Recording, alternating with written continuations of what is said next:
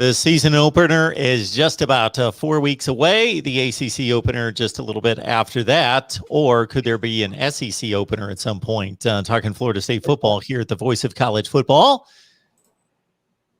Jason Parker, NBC6, up at the top, of course, and a Logan Robinson from Knoll Game Day.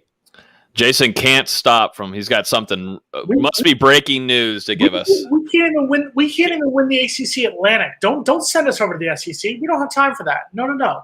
One thing at a time. Finish with a winning record, then we'll go over to the SEC. Hold on. Whew, scared me for a second there. Well, 8 years ago, you had the greatest team of all time. That was 8 years ago. If you're able to put that together, then you don't care where you go. You'll wipe anybody out. This is 8 years later. We're not Miami fans. We don't live in the past. We're living in the present right now. So, okay. So right off the top, yes. Of course, we'll let everybody to lead everyone to the live chat to leave your comments and your questions, of course, and we'll get to those in just a second. So this could be obviously the most gigantic news in basically the history of the program, or it could be most likely it's about 95% assured that it's nothing. It's zero. But we will address it right off the top. There were rumors floating all over social media over the past several days about Clemson and Florida State moving to the SEC. Jason, what type of likelihood are we talking about?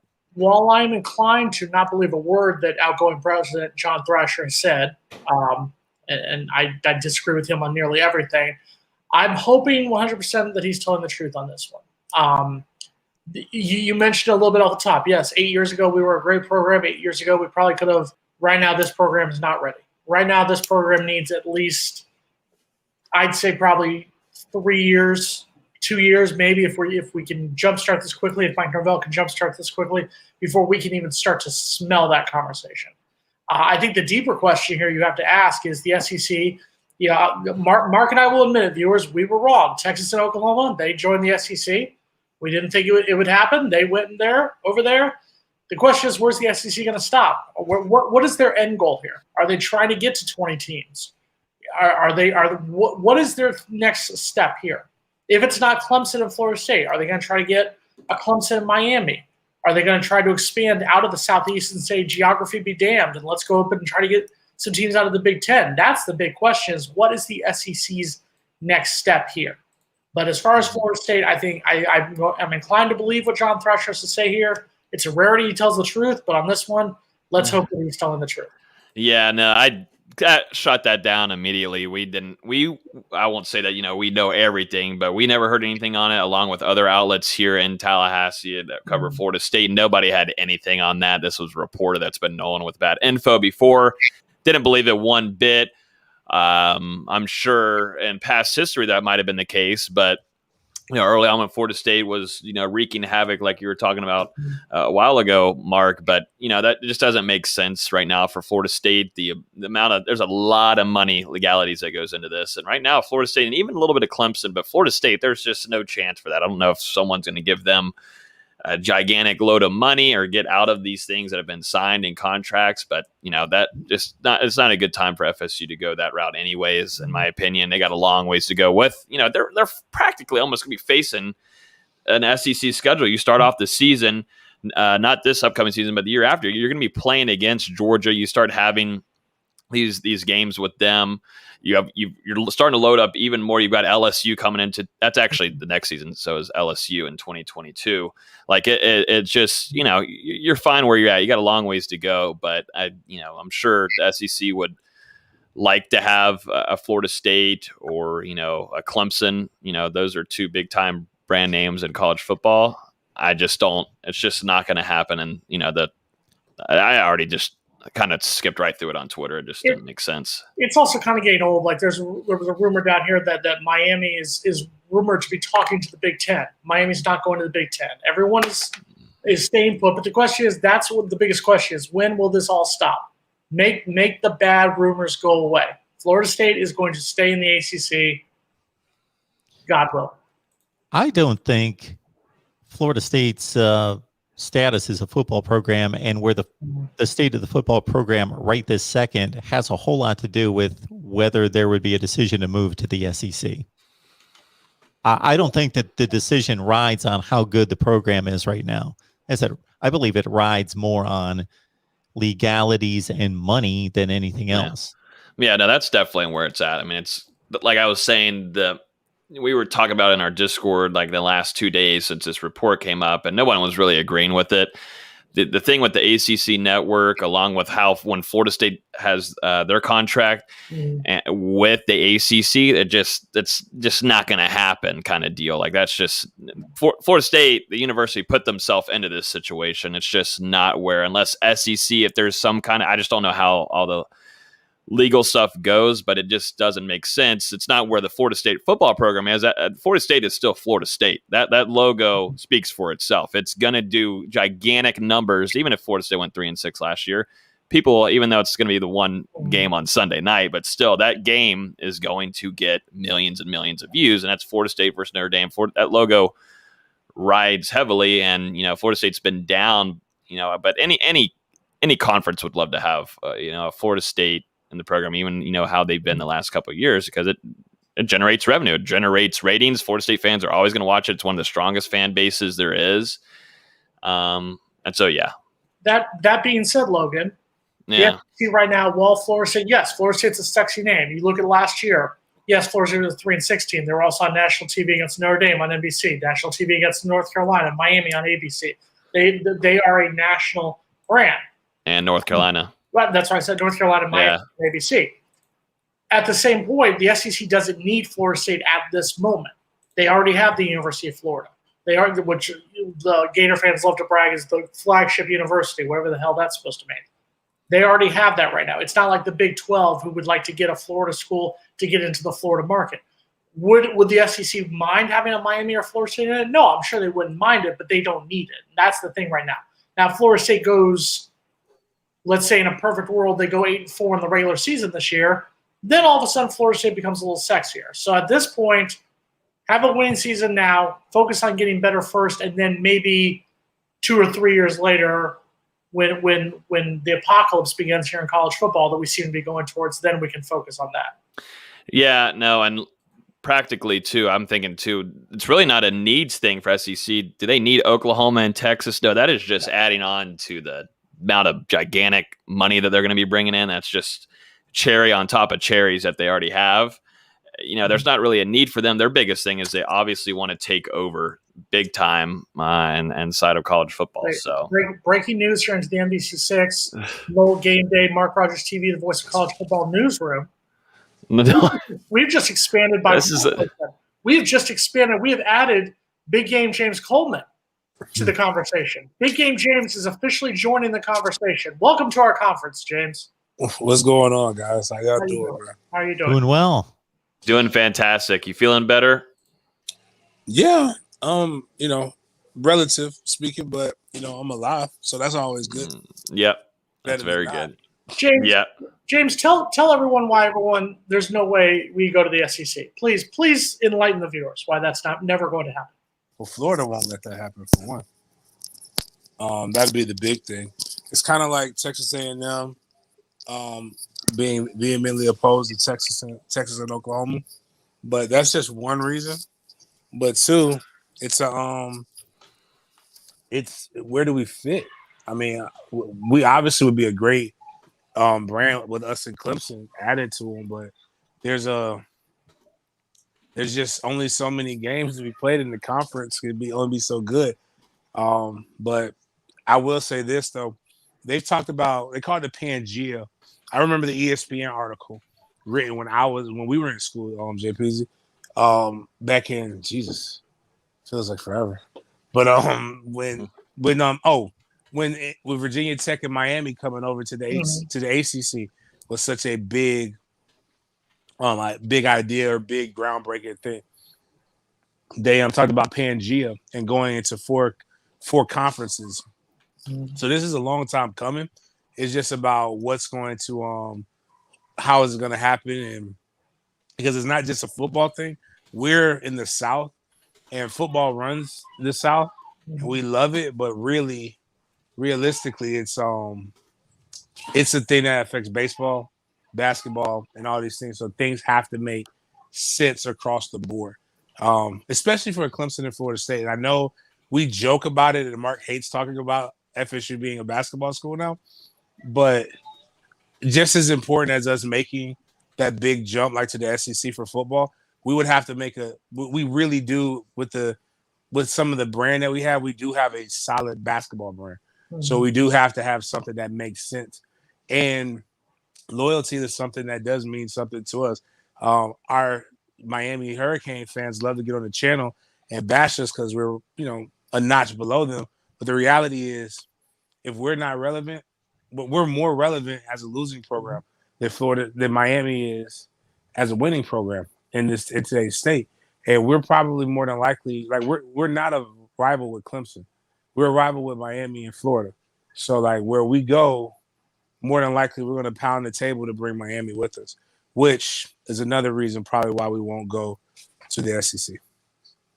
More importantly, happy birthday to Coach Hamilton. Says 73 years old. Happy birthday, Coach Ham. Oh, he's a Leo. Dope.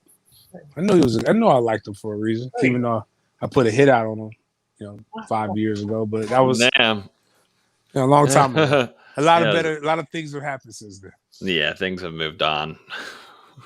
I also hear that buyout to leave the ACC is just clamped down on its conference, and that's smart planning that it's going to take a Brinks truck, probably a line of them, to pry anybody out of the ACC. James is going to have to sell a lot of backpacks for kids to get that buyout. Well, let's just put it like this in perspective. So it does sound 50,000. Dang, I wish it was that. 50 million is a lot, right? But let's just put it in perspective. Without Texas and Oklahoma, the hypothetical deals that would happen with them, the SEC just did a deal for $75 million to school with a new deal. If you bring in more schools, obviously the deal is going to get increased even more. Now you include your bowl payouts, you include all of these things. Like it almost becomes more profitable to leave because the money you'll get on the back end is just so much greater. Now what's going to end up happening, I believe, more than anything else, is that other conferences, their commissioners are going to have to actually do their job. So, like, you're going to have to see the ACC become innovative, like they were when the thought process of bringing Syracuse. Because when we think about it, the ACC is really who led the expansion. In the totality of the new stuff, the SEC has been really in the forefront of it. But we have to do a better job of the brand. We have to do a better job of the marketing. We have to do a better even with the ACC network. The fact that the ACC network isn't on Comcast, which is the largest provider for cable in America, it's asinine. Oh, it's ridiculous.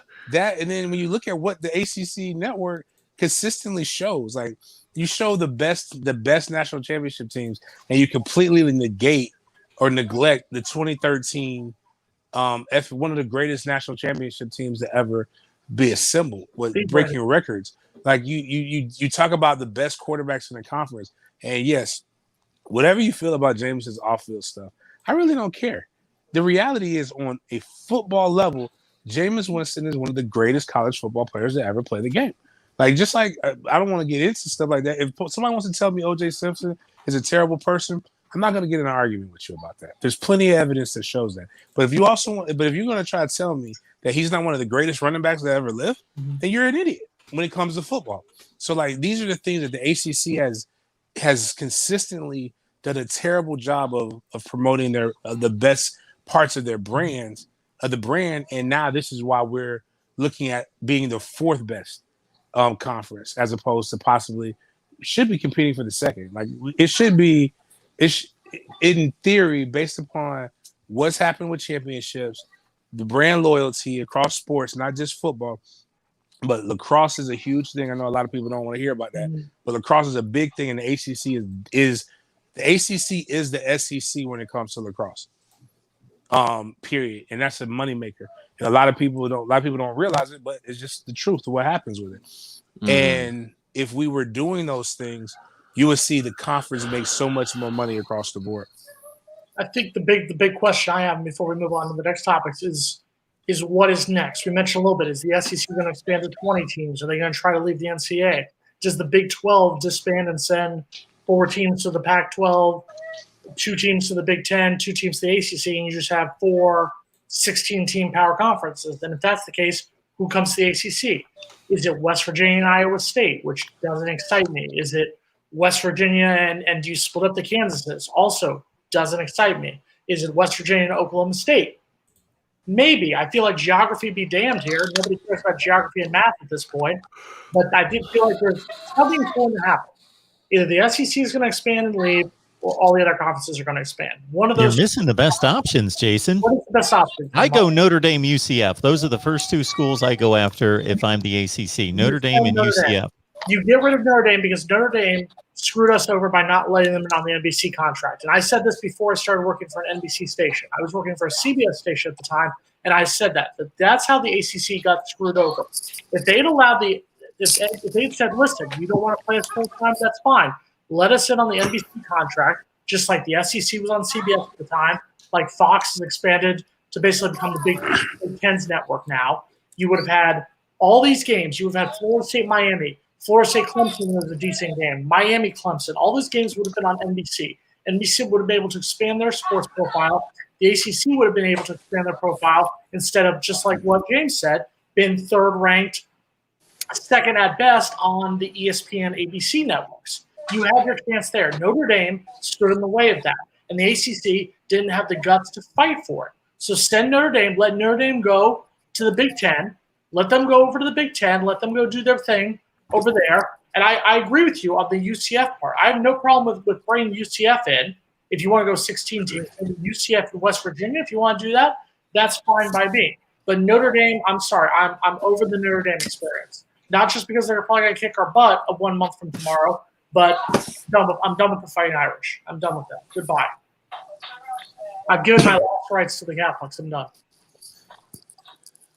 Well, the ACC should have pulled a power play on Notre Dame at this point last year because they had them over the barrel. Notre Dame had its entire schedule trashed at one point, and the ACC came to the rescue but didn't demand anything of Notre Dame. Mm-hmm. So, thank you, John Swafford, for that one. Thank you, bud. I don't know that you can blame Notre Dame in that, though. No, but they do what they're allowed to do. I know from personal conversations with people who were involved in the negotiations from the NBC side, who they were all set. It was all set. And you talk about it. You had Miami market. You had all the markets here in Florida, Orlando, Tampa, and Miami, which are all in the top 20. You would have had the Atlanta market. You would have the New York market, the Boston market, the DC market, the Philadelphia market, the Pittsburgh market, Charlotte market. These are all top 20, top 25 markets that would have been in ACC territory, would have been on their own network on NBC, and the chance was right there. And Notre Dame said, no, we don't want to you in on this. And the ACC, instead of going, all right, bye, don't let the door hit you out, said, well, okay, whatever you want, Notre Dame, we'll have you for your 5 games in football. That's all we'll want. Think of it this way, though. Notre Dame is currently playing all of its home games on NBC, correct? And then they play the road games on whatever network, and it's typically ESPN or ABC, right? Not all their games. Their first game is going to be on streaming this year. It's going to be on Peacock, which is owned by NBC. It's the streaming service from NBC, but it's not going to be on the NBC network. That's a deeper question we can talk about, but there's an opportunity right there where you have games that could be on NBC. And well, that was going to be my point, is that if you get Notre Dame into the conference, even if they want to keep their NBC contract, then all these ACC teams can play on NBC for more exposure when they're playing Notre Dame in South Bend. Then Notre Dame comes back to fulfill the contract on ABC and ESPN like they currently do. More than likely, if they join the ACC, they would have to join in on the ACC TV contract. I don't read the exact words, which would be ESPN, ABC. That would be their contract there. That would leave NBC open to whichever conference wanted it. NBC would be out of the college football game completely. What I'm saying was there was a chance there for the ACC to get. When did the SEC start to become the SEC? You could argue in 1996, which was the same time when Florida won the national title that season, was also the first year of their contract with SEC. SEC games were on national TV every single week. The SEC became a conference that Yeah, it didn't have the national championship power that it did from 2006 to 2012, but it was on national TV every week. You had that. Yes, it's great that you have the Clemson's playing on national TV every so often. Yes, it's great that you have Florida State playing a couple times a year. You have Miami playing a couple times a year. You would have a chance to have national TV exposure. Sam Howell would have been on national TV multiple times last season. You have Clemson would have been even more. Clemson could have been the Alabama at this rate of the ACC. They could have just dominated if we had been on NBC. Well, there's all sorts of teams at this point playing on national TV almost every game. Practically every game. Ohio State's playing every game on national TV. They're either playing on ESPN, ABC, or Fox. I'm biased, or the Big Ten Network. But it's my network. I wanted us to have the ACC. I wanted us to be your home of the ACC. All right. So no Clemson or Florida State to the SEC. No. It's just too many legalities. James makes a good point on the money because even though it's a huge, enormous payout based on how you do the math. So you can do the math the way James did it with two huge brands coming into the league where you can expand and demand more money for the TV contract. That's different than, let's say, the Big Ten looking at Kansas, apparently. You bring Kansas in, it brings no value football-wise to the contract, but you've got to share it amongst another team or two, and it devalues the contract. So it's based on the quality of the programs, obviously, that you bring into the conference, whether they add to the contract because you're going to divide the money two more ways, and now we're talking four more ways with Texas, Oklahoma, Clemson, Florida State. Well, the one thing, too, that we don't always get a chance to describe, because, again, we're so East Coast focused, and football means more over here. But when I went out to Kansas City, dang, it just seems like this year's gone so long. I was weird. I was weirded out because people, believe it or not, I know I wouldn't. If you don't believe me, I wouldn't believe me either if I didn't experience it. But people talk about Kansas State in Kansas like people talk about Florida State, Miami. It's crazy. I was just like, you guys actually talk about sports? Like, you care about the football games? Like Kansas. I was like, when's the last time Kansas won a football game? And y'all really are talking about how much more dominant you are? It's like, it's crazy. Other states actually care about their rivalries and stuff too. So maybe, just maybe, there's more to it than what we really know. And it's because and maybe the sport is more regional than what we believe, than what we're being led on to believe, because of how important the national championship conversation is. Obviously, these guys aren't in the national championship conversations, but there's really only 4 teams every year that are involved in it. So maybe there are other combos that are being had, but the reality is the money, there will eventually be a bubble. We don't know when. I don't know how. But the money, I think the SEC is going back to what made college football pure in general. And this is one of the beautiful things about it, is only one team can win a national championship. But it used to mean something to win your division. It used to mean something to win your conference. It used to mean something to go to a bowl game. But the trolling and how things have gotten on social media, we talk as if like everybody wins a freaking national championship. Like, when I look back at what I did in my career at Florida State, playing at 4 New Year's bowl games, is like, now you tell an Alabama fan you're gonna play at 4 New Year's bowl games, they look at that as if you told them that the world is gonna end. When that's a hell of an accomplishment. And it's been a hell of an accomplishment for hundreds of years. And that's why college football was so great. Until it became, I mean, don't get me wrong, I'm not a everybody deserves a trophy type person either. But like, the national championship for years was fictional. Like even again, to pick on Bama fans, 90% of their national championships don't even count. It's the Farmer Dairies Reconstruction Bowl national championship. And that's what they claim. So it's not like, maybe the coaches, but even the coaches, like, for years, you have a coaches poll national championship, and then you have the AP, and then there's other ones that are recognized. So like, maybe, I'd rather make $75 to $100 million a year in TV money and play a good brand of ball and go play in the NFL and hopefully win a division championship or win a conference championship, and that be really just as important to me as a national championship. I think if everybody started focusing on that, maybe the game will get back rectified.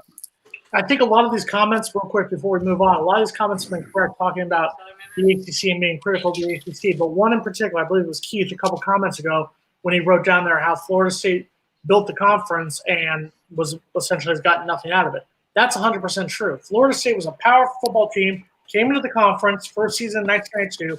The ACC, by that point, had a couple decent teams. You could say Georgia Tech had a couple decent seasons. Clemson had a couple decent seasons. But for the most part, Florida State held that conference together for the first 10 years. It was in it. And it was, hey, you come in and build us on football, and we'll build you on everything else. And that's where we're at right now. And we've gotten nothing out of it. Do I think the ACC is the best place for us? In the end, no. Do I think we're in any position to be in a better conference right now? No. We've also wasted 26 minutes talking about this, guys. We're wasting 26 minutes talking about an ESPN writer who gets their facts wrong all the time. Well, the last point I'm going to make is something attached to what James had to say about national championships and conference championships. And obviously, if you win a national championship, that means you were one of the best teams in the country. It currently means that you at least got into a tournament. It was an invitational, and you won it, and you had to have amongst the 4 top credentials to get there. So it's become much more legitimate than it was during the time James is talking about. But it's one of the reasons why I've gone through like 5 or 6 seasons, and there's a million more to go through, and not necessarily discredit the team that quote unquote won the national championship. But there's usually 2, 3, 4 other teams where you can say their resumes just as good as the team that won the national championship, or they should have been given an opportunity to play on New Year's Day in this particular game for a national championship. And I've dissected that in particular years to not, again, completely discredit national championships, but generally there's a discussion. These are disputed championships. It's not the Super Bowl. Whereas conference championships are tangible. The 2 best teams with the best records go play a conference championship game. And even in the old days, just the team with the best record in the conference won it. So they're the conference champion. It's a tangible championship. So, all right. Let's have a winning season first. We have a new addition to the 2022 Florida State class here. He is an offensive lineman, Jalen Early, 4-star, Logan. Love it. Once again, Jason, another offensive lineman, blue chip offensive lineman committed to Florida State. Ooh, and comes out of Texas with this one. I know it's not in your South Florida region, so you'll have to wait on your rant for that after this. But this is a top 10 guy at his position in the country.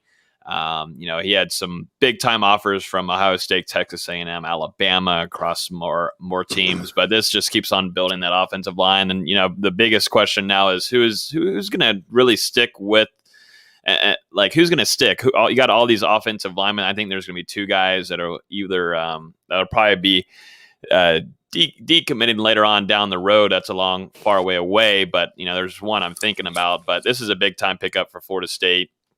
Has been a big time target for Coach Atkins, and once again, Atkins is in his bag, and it's not even close to being done yet. I think there's a lot of guys on the board that Florida State is going to be heavily after. But this is 6'4", 320 out of Texas. He's going to be playing against some really good competition this upcoming season too. So you got to love it. Sorry, I had to vomit at the idea of being excited about another offensive line. But no, all joking aside, it's a very good move.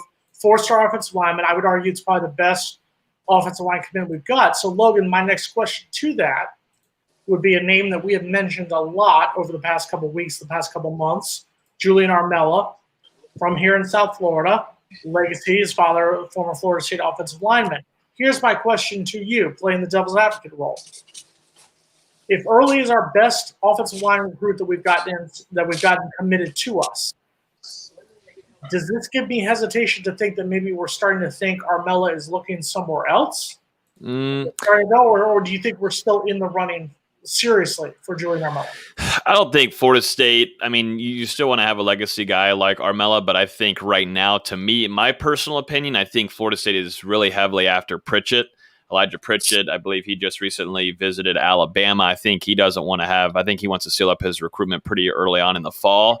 I'd rather, in my opinion, right now, I know Rivals is very high on Armella, but then 247 is not very high on him. And so, kind of, you just got to take your pick here. I would like Elijah Pritchett more. I think Florida State is going to have. I think he's still leaning SEC. Far. It was nice to have him come for the Midnight Madness. That was great and everything, but I still think he's an SEC lean more than anything, and I'd rather have Elijah Pritchett, in my opinion, right now. And some of them see better talent in Pritchett than over Armella. Just Rivals has their rankings of him a little too interesting for me, a little too high in my opinion. Would you rather the viewers hit the like button? I didn't remind him, but it's 6:33, 3 minutes afterwards, and we still only have we got 40 likes. I think we have 120 people watching right now. It's blowing up. Fall camp is really right around the corner. We're going to be starting this upcoming weekend. So this is going to be the place to be. Hit that like button. If we can get up to like 50, 60 likes before the end of the show, that would be awesome. Definitely appreciate everybody watching. Hit that subscribe button too, because we're dropping video. Mark's dropping videos on this channel all the time, like 2 times a day, but hustling. That's the way you got to do it. But fall camp's nearing up, gentlemen. That's the thing. I think that's why everybody's getting on here. We got the title in here about fall camp, and it's going to be a very exciting one to watch. One month from tomorrow is our first game against Notre Dame. Whoa! Excited for this. And Jason wonders why the FSU fan base kills him in the comments. That's it right there. People who've never been inside the Bybound Field? People who have never attended a class there? No, I really don't care. When I do my picks, I'm not just going to check that one off without thinking about it. I'm going to give Florida State a shot in that one and think it over. It'll be a lot closer than it has been the last 2 times we've played them. I will say that. I hope so. Our guy Richard here, just one more comment. Real quick, James. Just want to close down the expansion realignment talk. We're not going toward more conferences, Richard. We'd be going toward less conferences. So just to clear that up, that's where we're headed. If this mega conference, super conference idea comes about that people have been talking about for years and years and years, and obviously the SEC has taken a big step. James. Oh no, I just want to be able to have a tailgate. That's all. Please. What do you need Logan and I to bring for the tailgate for the Notre Dame game? What do we need to bring? People. We're good. We got plenty of food. We got if you've never seen one of my tailgates, Mark, it's a show. It's a thing of beauty. It's matter of fact, at this point we got so much because I do my weekly food drives. We got so much meat. Like Mark, you just tell me what you want to eat, bro, and I'll make sure we get you grilled up. I'm looking for a tomahawk steak. If I can find a tomahawk steak, it's gonna be called the Mark Rogers. That's what we're gonna put up there. James, I'll cut a deal with you right now. If you can get a dunk tank to a tailgate, dude, don't. Hold on. I could get anything. That's what I'm saying. If you get a dunk tank to a tailgate, and we can talk about this all off camera later. I hope you're going where I think you're going, Jason. Keep going. Well, if you get a dunk tank for a tailgate, I'm thinking maybe either the Notre Dame game. I'm going to be there for Notre Dame, Syracuse, and Miami. If you get a dunk tank for one of them, and you give some of the proceeds to your charity, which I know you'll do, you're a very good man. Be good at dunk charity. I will allow fans to dunk me in the dunk tank. Yes, that's what I was hoping for. We'll have it in Miami. We'll have the dunk tank Miami. There you go. We'll get the dunk tank in Miami. We'll set up. I'm going to be up there the Friday before. We will set up, fans. We will let you know. At some point, you fans will get a chance to dunk your favorite guy, Jason Parker from NBC. Out, Riley. Sorry. Logan, you can only buy 10 balls. That's all you can do. That's fair. I only need 2, baby. Sharpshooter. Oh, jeez. What did I just walk into? Oh, that was beautiful. You're on video, Jason. Jason's going to look like a pro. Put it on. People are going to be all over that. And Miami fans. Oh my God, you'd have we got Miami line. fans there. We'll have Florida State fans there. We'll have my supporters, my haters. James will give money to charity. We'll have food out there. It'll be a great time. We'll get this. Yes. The one thing Miami and Florida State fans can agree on. Let's dunk Jason. It's gonna be cold. November 13th. Ooh. Oh man, that's good. I'm trying to get my. I don't know. Just PSA. Just in case anybody was wondering, I had COVID, pneumonia. So I'm kind of recovering from that. Just wanted to hop on. And because I finally found some earpods and happy to be alive. So that's it's pretty tough situation. Not here to preach to anybody. Really don't give a damn what you do or what you don't do. I'm just here to tell you, I'm not a weak person. I lost 40 pounds in 7 days. So Jesus, I'm not as big game anymore. So your medium game, James. It affects everybody differently, but what I'm just here to tell people, just have empathy with some of the stuff that's going on. If you don't want to wear a mask, fine. Just understand that your actions do have consequences to other people. I mean, I took every precaution that I could possibly take. Lost a couple friends over this past weekend, giving back to the community. But the most important thing with all of that is just realize that it may not affect you the way that you think it does, but it affects other people differently. Like I almost died, and that's just me being candid. But I'm still here. I'm smiling. I'm gonna have a great time. I'm not gonna be a coward. I'm gonna go out here and live my life. Can't wait for the Notre Dame tailgate. But all I'm saying is, it's great to be able to have platforms like this, talk our trash, love on each other. But when it's important, let's just make sure we take care of our health so that we can actually watch this game that we love and be able to continue to push forward to it. So I say all that to say is that I was trying to stay longer, but my chest can't really. I can't really. I'm not focusing as much. So but hopefully I'll see you guys next week.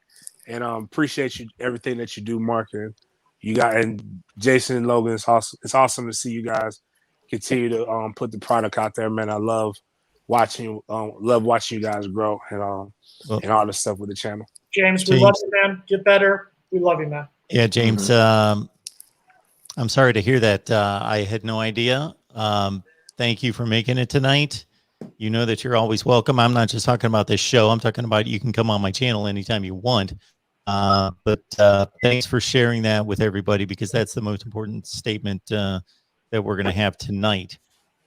Man, appreciate you hanging in there. And it's great to have you around and here. Yep. So, and I'll see you in about a day and a month from now. So we'll be hanging out, chilling. Yes, sir. That's the goal. All right, man. Y'all have a good. Get some rest. All right, man. Yeah. Get some rest. Well, that just took a dubious turn here with Mark Rogers TV, the voice of football. Jeez. Yeah, that's why I was wondering if he was doing a little bit better because I was hearing he was going through some stuff. So, speaking of dubious turns, Mike Norvell is coaching his second season for the Seminoles, starting with fall practice in a couple days. What is that depressing to you? Is that depressing for Jason to hear that? That just be Logan. That Mike Norvell is getting into his second season? Yeah, that was a natural segue for Jason. You know, I had to. It's pretty much the same. I had to. Yeah, so fall camp. All right. I always look at Logan for these because I know that he's pumped more than anyone, even before we get to the games. Everybody gets pumped for the games, I hope, or you shouldn't be watching this thing if you're not pumped for the games. But Logan gets pumped for the pads popping on the practice field. Logan's more Allen Iverson. All he does is want to talk about practice.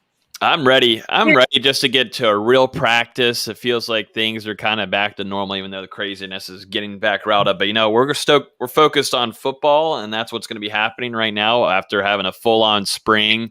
You've got a quarterback battle that I think is going to be great for both quarterbacks involved. You got a wide receiver unit with a lot of talent. You got Parchment, who's going to be really fun, I think, to watch in this fall practice. Again, didn't get to see him in the spring. You got a running back unit filled with talent there, with guys that can do different kind of things. A Swiss Army knife. And then defense, who you're going to be your 2 starting corners. You got defensive end that's going to be hopefully a monster. He's got the size of it, and he's got the skill set and wants to get to the league. He's going to be looking to have an impressive camp. There's just so many good things and fun things to look forward to this upcoming camp. And, I think a lot of the guys are ready to get after it. They had a good spring. They lifted. Some guys put on some weight. Some guys lost some weight. But, I really think this is going to be a fall camp with a lot of fun storylines to watch and look over. Logan, we've talked about it before and how college football is kind of turning into more of the transfer portal. For better or worse, a lot of schools are relying on the transfer portal. And for the second straight year, Florida State went to the transfer portal hard. Who are some of those guys that are coming in from other programs that you're looking at? Like for me, it's Andrew Park. He's a South Florida guy, went to Kansas, coming back to his home state here in Florida. I think he's the one. I think Keyshawn Hilton is going to enter fall practice as our number 1 wide receiver. I think Parchment, from seeing the practice videos, from seeing what he's done, I could easily see him being the number 1 receiver at some point. But who are the guys you're looking for that are coming from the transfer portal?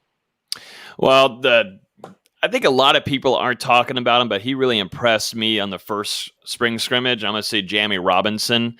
Not a lot of people are kind of forgetting about him, and Florida State has some really impressive talent. We'll cover it the next couple of weeks at safety, but he impressed me right away. I mean, he is a guy that is in shape. He's taking care of his body. He has a great chemistry with the team already.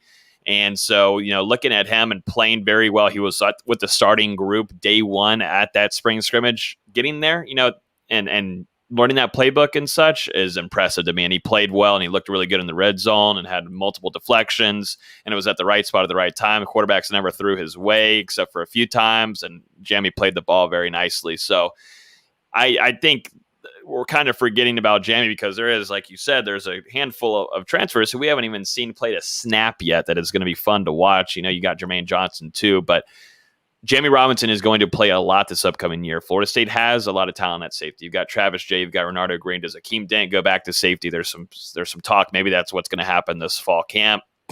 And then you've got a Brendan Gann who likes to smoke your head off, blow you up. And there's still guys back there too. So I still think Jamie Robinson is going to be a fun one to watch this fall camp and how impressive he'll be, because you had a spring. He was with the day 1s. He got all that experience, and that's a guy that whenever you go to the Notre Dame game, Jason, you'll see when you get inside the stadium how athletic this guy is. He's an in shape kind of dude. Yeah, I mean, and there's other guys like Keir Thomas. There's a lot of other guys that Florida State is looking at, but I just feel like that's my one concern. You got Mackenzie Milton. Obviously, he's the big name grad transfer, but that's my one concern, is relying on too much of the grad transfers. That's one. I have plenty of concerns, but that's my one thing. MarkRogersTV, the voice of college football. So, Logan, I have another question for you. Mark, we're going to give Mark a chance. He's going to go eat his salad. He's going to take a moment right here. But I got another question for you from a loyal viewer, TFJ Boxing. He donates money to us every single week. Thank you very much, TFJ Boxing. If you haven't donated yet, we'll take your money at any moment here. But he sent me a Twitter question. I finally got a Twitter question that wasn't a death threat, so I actually like that. But those are fun. This is what he asked me. So he said, at the ACC conference, Media Day, Jordan Travis said something along the lines of he hopes that he and Mackenzie Milton get to play together at some time. The only position Mackenzie can play is quarterback, whereas Jordan isn't named starter yet. He can line up at running back, slot receiver, wideout, etc. Can one read this statement as Jordan making a bit of a concession? Does he see a trend shifting towards Mackenzie's leadership in the locker room and with teammates?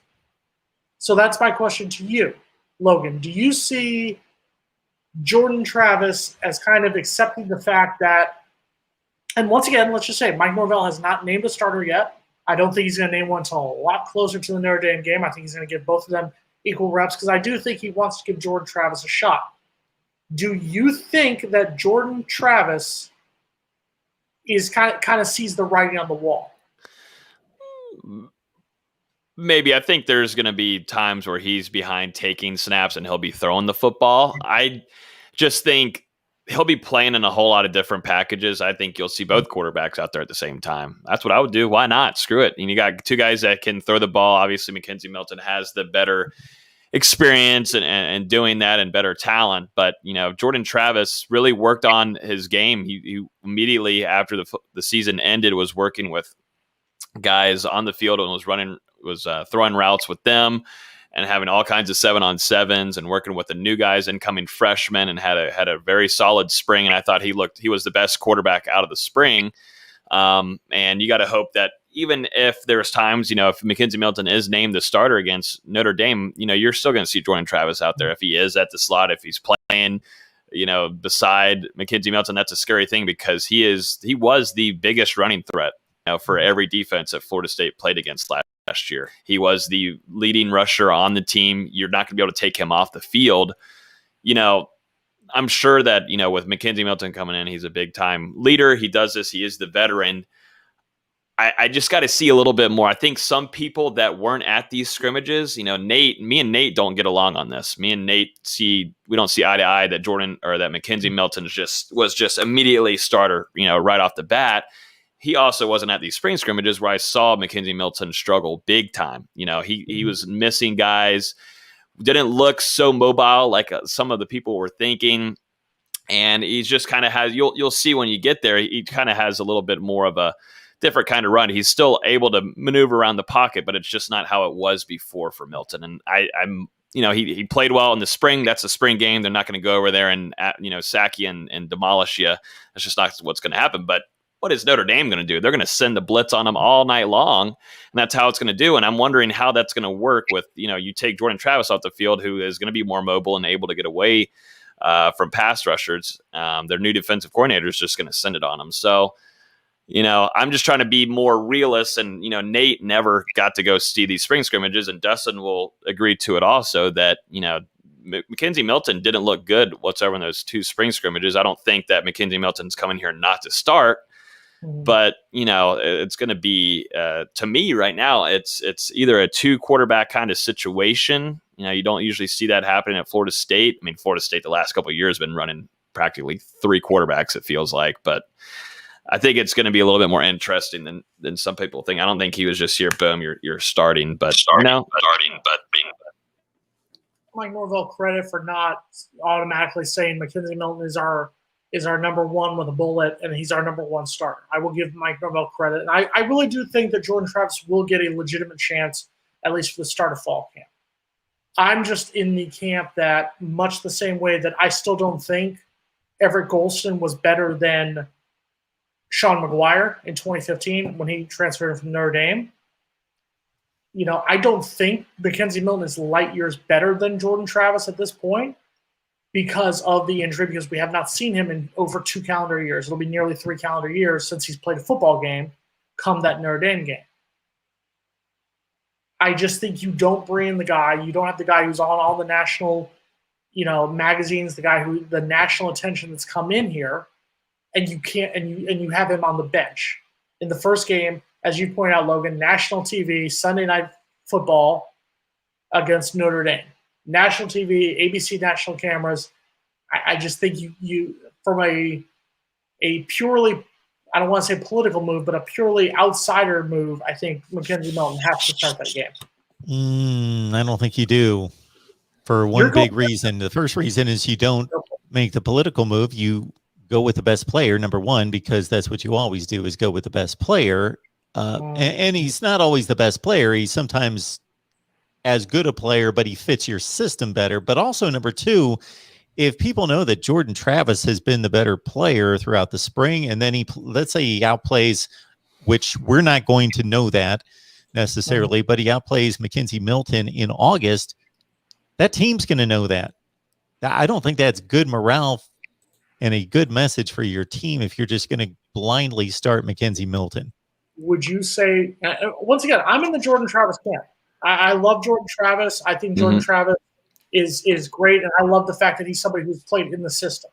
If you're asking me who I would want to start, personally, I would want Jordan Travis to start.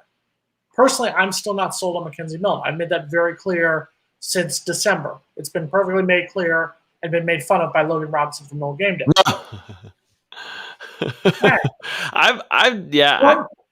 But that being said, I guess my thing is that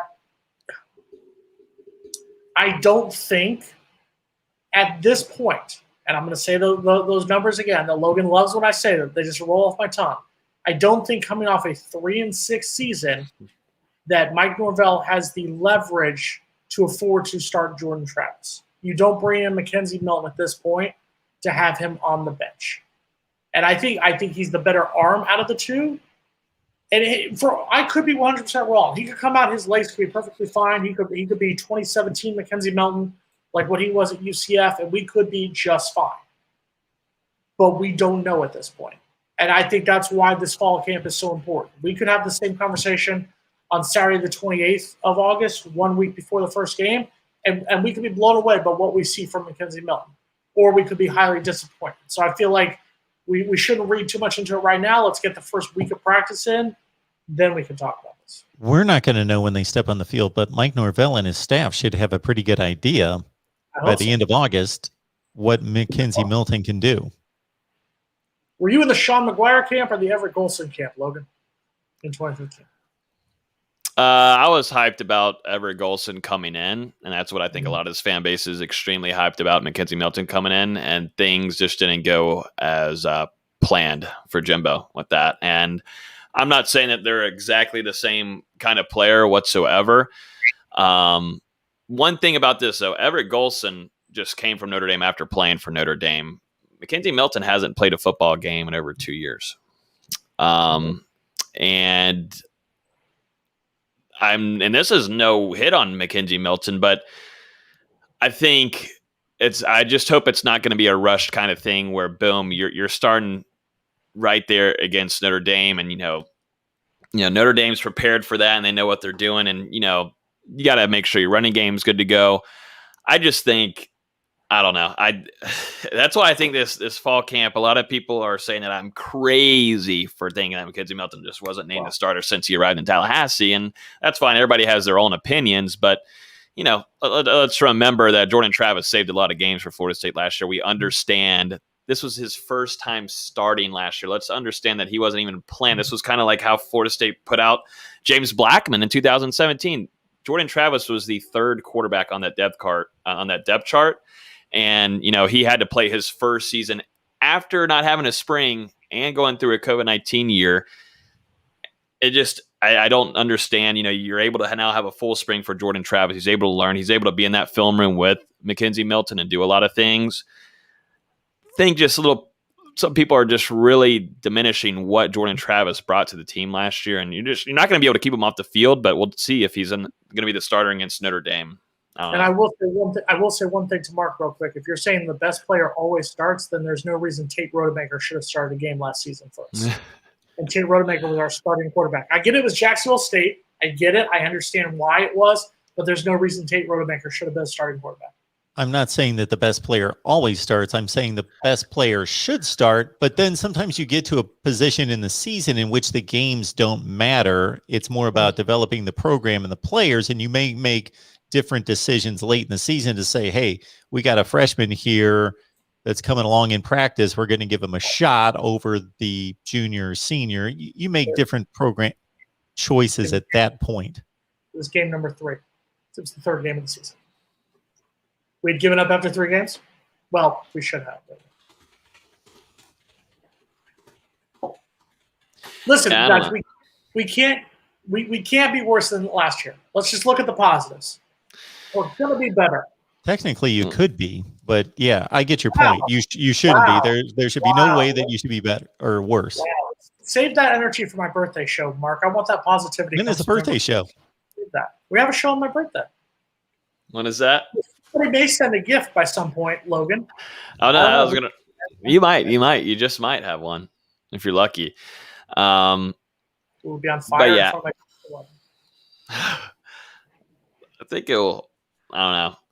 We'll see. It's going to be fun to hear what the things will be coming out of the fall camp. But speaking of fun things, let's give Logan Robinson a little bit of credit. I don't do this often, but I want to give Logan Robinson credit. Logan Robinson and his friends over at Noel Game Day actually put out some decent content. They do good work. We joke and kid. Logan Robinson No Game Day, they do amazing work covering Florida State, like no one else does. Let's give them all the credit. No. But if you follow them on Instagram, solid follow on Instagram. He keeps talking about giving out free stuff that Mark Rogers and I have never gotten. No. But this past week, you've allowed your fans to vote on a variety of topics for the upcoming season. And some of them astonished me. So go on. If you could give us some of your better ones. And if you don't give me the one that I'm going to point out to you, go ahead. We'll go quick hitters. We'll go for it. Agree, disagree. Jermaine Johnson leads the ACC in sacks this year. I'll take the field. Yeah, I think he'll lead FSU. I don't think he leads the field. Okay. Florida State's offense will average 25-plus points per game for the season. True. Yes. Let's see. Wait, did Mark and I just agree on two? Yeah, I'll just agreed.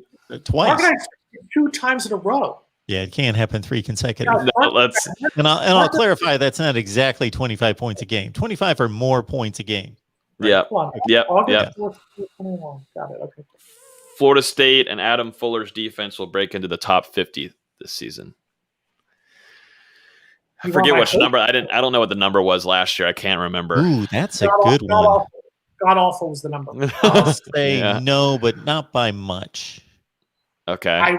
I want to say yes, but unfortunately, it's going to be 3 in a row. Agreeing with Mark. Tough schedule. I'm looking at the schedule. Yeah.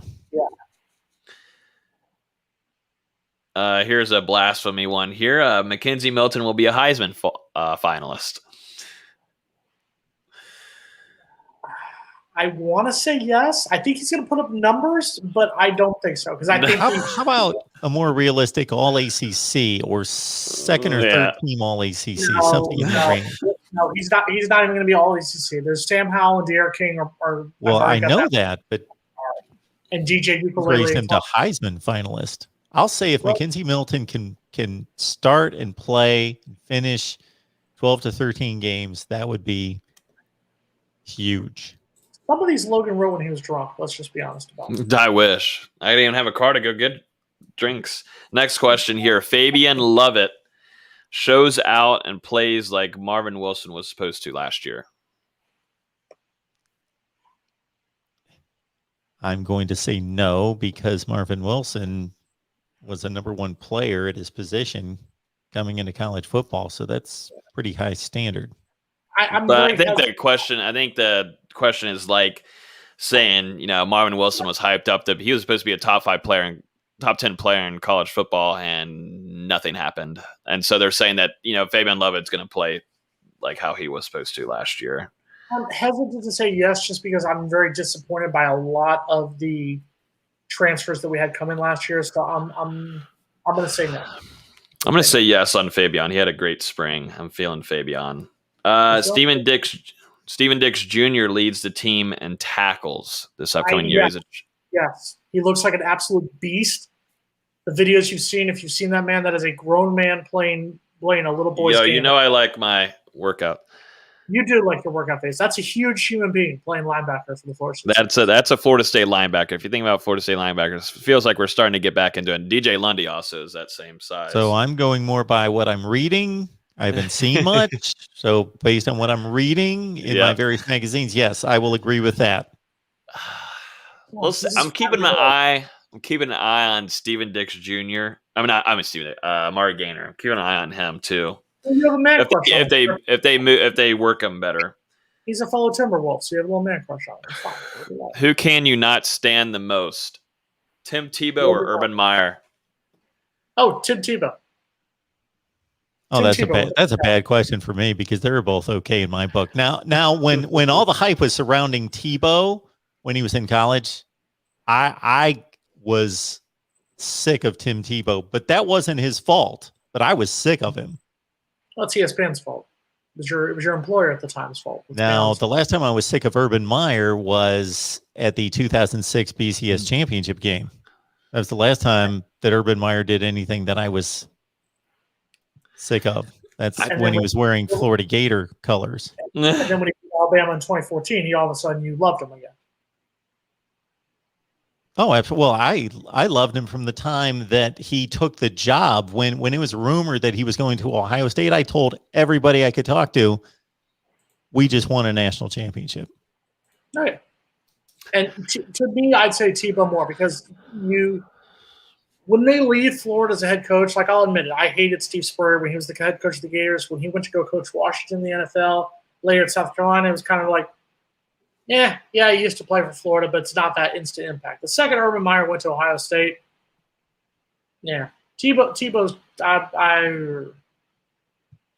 Jacksonville just needs to cut their losses. Sorry. There's a question here from Khalil. I was seeing a thing on here. I was reading the comments from one YouTube video, but I have no things against Marvin Wilson. I think one thing that really kind of didn't start off building great chemistry in that locker room of a new staff coming in was the shot at Norvell that was made public from Marvin Wilson. And I think when I was going off about Marvin Wilson last week, or I don't think I was really going necessarily off about him. I said a thing about him and Najee Harris running him over to score a touchdown whenever he plays for the Browns in the fourth quarter when we're up by 24 points.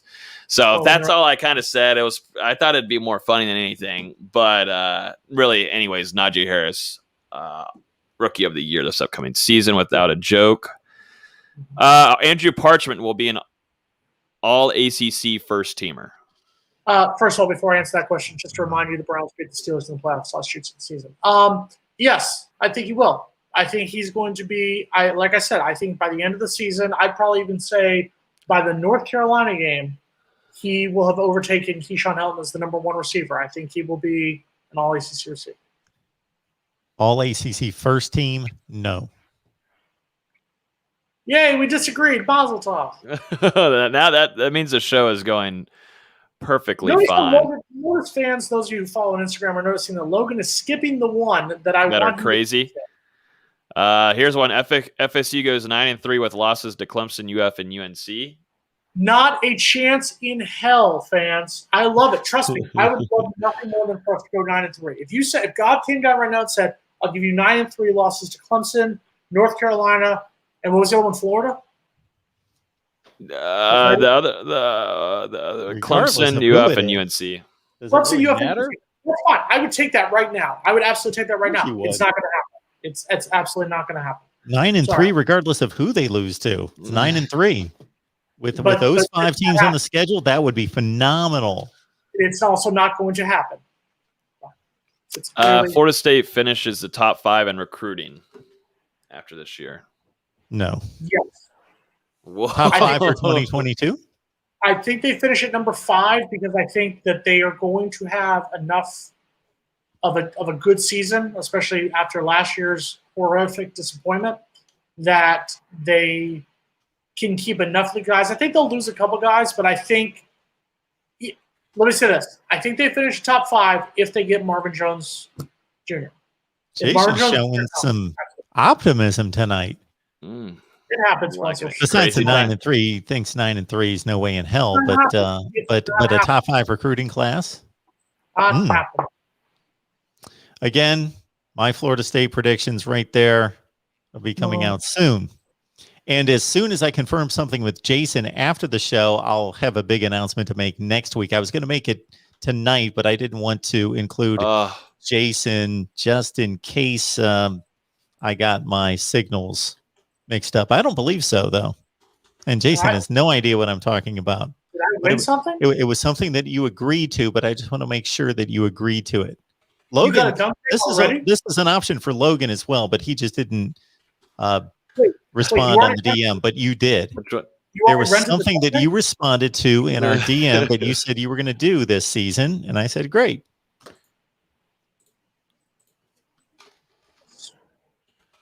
This is something right up your alley, something that you love doing. Pissing Miami fans off? I mean, honestly, there's a lot of things. Okay. So I don't think I'd be going out on a limb saying that you're going to deliver this season, but I'm not, because I just want to make sure. First of all, thank you, Khalil Young, for your 1999. We appreciate that. Absolutely. Appreciate that very much. So what does Khalil have for us here? Most people love McClain and Scott Burrell, and Marty McClain, but I think Robinson has just as much potential. Also, I don't think Keyshawn Hilton is better correct. than Elton, Pokey. Elton's very good, but I think size-wise, I think it's that. But you know what? You know what, Mark? You talk about things I promise. I promise that every single week until the opening week of the season, I would deliver you something. While I have no idea what you're talking about that we're going to talk about after this, I did promise to deliver you the weekly hot take. And since you're holding up your hot takes, I know.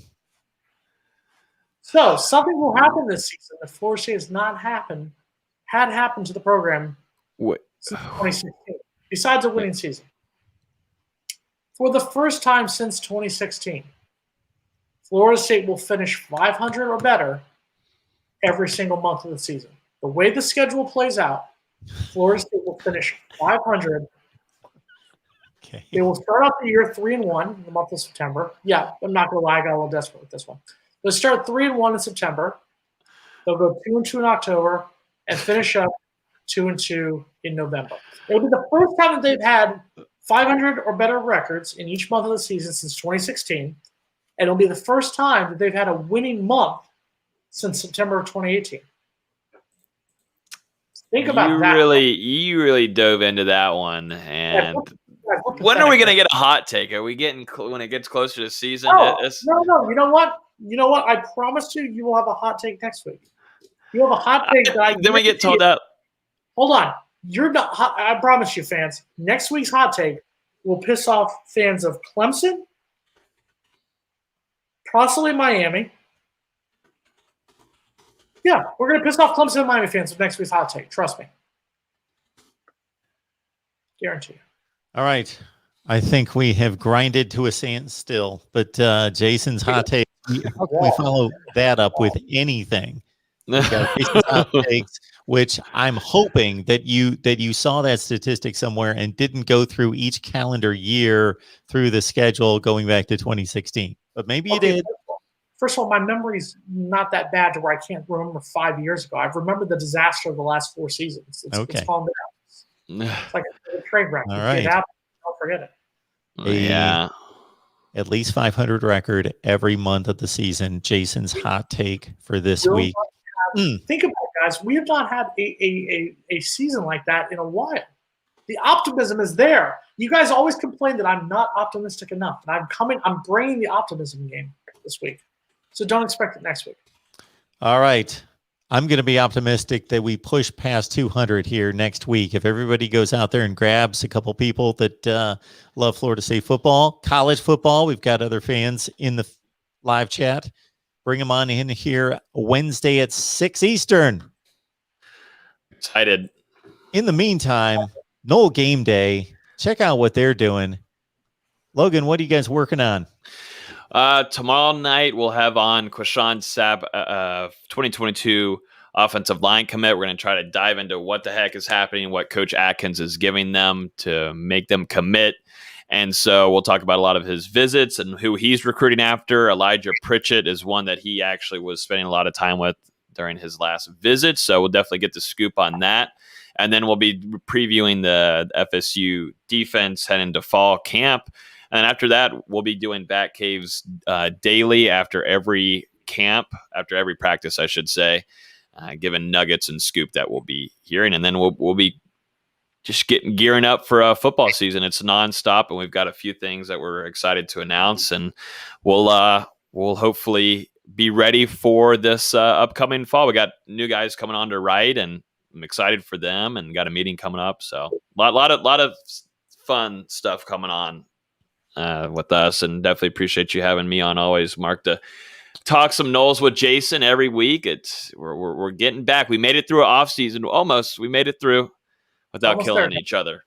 1 month from tomorrow. Logan with his bougie people, me with the real people.